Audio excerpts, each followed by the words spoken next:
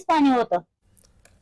बातमी रायगडमधून आहे। रायगडच्या अनेक भागांमध्ये पावसाची दमदार सुरुवात झाली आहे। मुरुड अलिबागमध्ये सर्वाधिक पावसाची नोंद झाली आहे। सखल भागामध्ये पाणी साचायला सुरुवात झाली। प्रवाशांची मात्र तारांबळ झाली। हवामान विभागाचा मुसळधार पावसाचा अंदाज आता वर्तवण्यात येतोय। पावसाच्या स्थितीचा आढावा घेतलाय आमचे प्रतिनिधी अजेश नाडकर यांनी। रायगड जिल्ह्यात रात्रीपासूनच जे आहे ती जोरदार पावसाने सुरुवात केलेली आहे आणि त्यामुळे आपण पाहिलात तर कोरड्या झालेल्या नदीच्या पाणी पातळीत जे आहे ते आता वाढ झालेली आहे।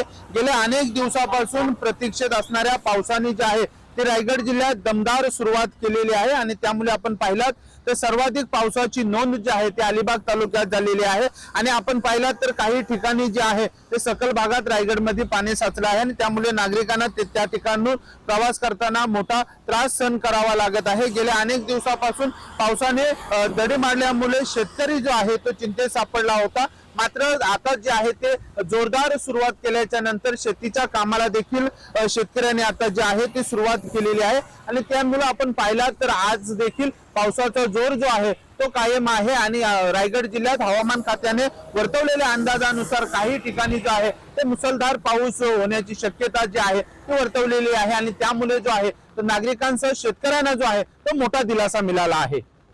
अजेश नाडकर, जय महाराष्ट्र न्यूज, रायगड।